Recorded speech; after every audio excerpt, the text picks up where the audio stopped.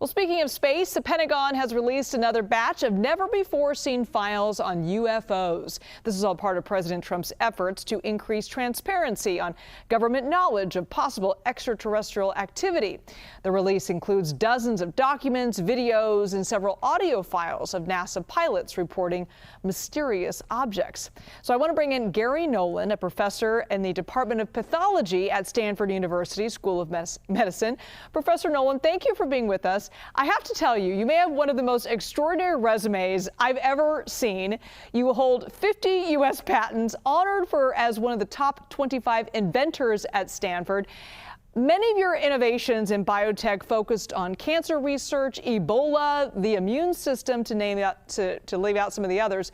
So what does this have to do with UFOs? I have to say that you also have a study focused on how UFOs impact a person's brain. Can you explain this study for us? So this really gets back to how I got brought into it.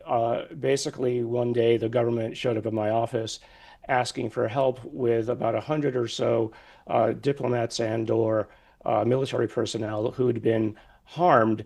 As it turned out, after a few years of analysis, these were some of the first of the so-called Havana syndrome patients. So they'd come to me because of the immunology that I have done, and a invention that was co-developed in my laboratory that was the deepest blood profiling. And they were looking to do blood profiling as follow-up analysis, medical analysis of these individuals. So that got me involved, but what was interesting was not all of those patients that they brought to me were Havana syndrome. A few of them claimed, at least alleged, that the damage that had been done to them, the scarring that had happened on their body or inside their brains or inside their body, was due to proximity to alleged UAP. So as I didn't necessarily just walk away from this, because who couldn't be interested in something like this, I started getting more and more involved in being brought in and introduced to more and more people about the subject matter. And my main interest is just bringing a science-based inquiry to this. It's look at the data. People so often use the word "there's no evidence." That's just a misunderstanding of the word evidence. Evidence, like in a courtroom, is data contextualized around an idea. Is the person guilty or not? Is the evidence enough to convict? What I would say to anybody looking at some of these videos, and thank you very much to President Trump, thank you to Representatives Luna, Burlinson, Burchett, and many others, Senator Schumer, et cetera, who've been behind the scenes pushing for this. This is evidence. It's not proof yet. It's data that I think anybody who looks at this and sees how these things, some of them seem to be moving, and assuming that the data has been collected correctly, is evidence that is worth answering the question, what are they? Now, what's missing from most of this data, that is, for instance, what seems to be blacked out on most of the videos that are here, is how was the data collected? Where was it collected? When was it collected? What were the instruments, et cetera? What kind is it? Is it radio frequency measurements? Is it heat signatures, et cetera? That's what lets a scientist like me further validate what it is that we're seeing, because it's clearly not seagulls. So, okay, I want to go back to this study, though, because what have you found happens to individuals who claim to have seen or experienced UFOs? Well, some of these individuals, and there's lots of people who claim and allege all kinds of interactions with things, but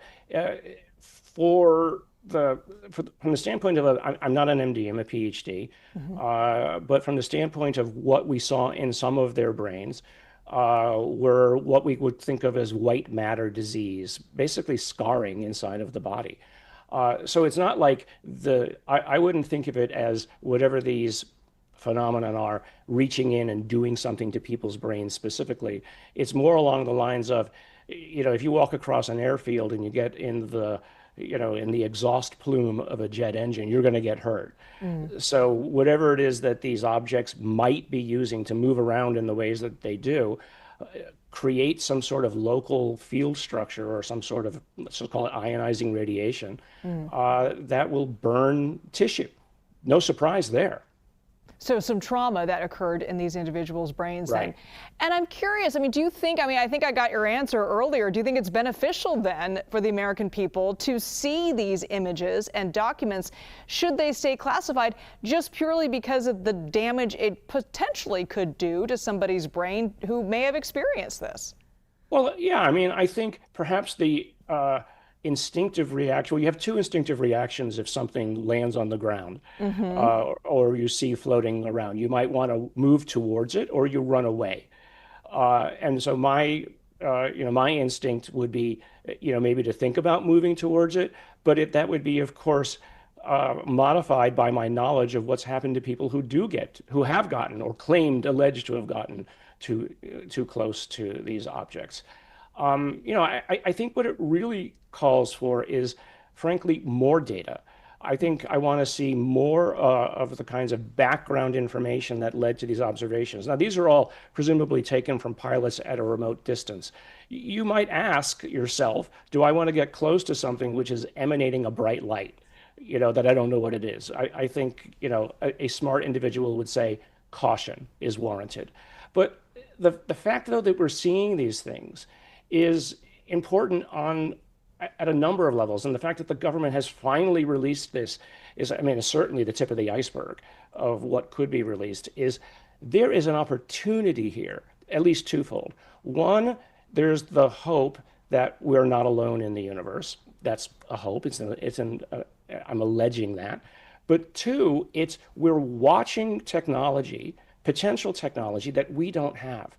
And if we could begin to understand even the remotest piece of that, what we're seeing there, if it's true, is hundreds of technology revolutions ahead of us. Wow. Just look at what a grain of sand did to our civilization. Silicon has changed everything about who and what we are. Imagine what some of those things represent. And if we could get the government to release and have some sort of, let's say, public-private interaction where scientists, academics or otherwise, can be brought in to help understand what this is, we could move forward human technology and civilization to maybe overcome some of our current problems, energy or otherwise.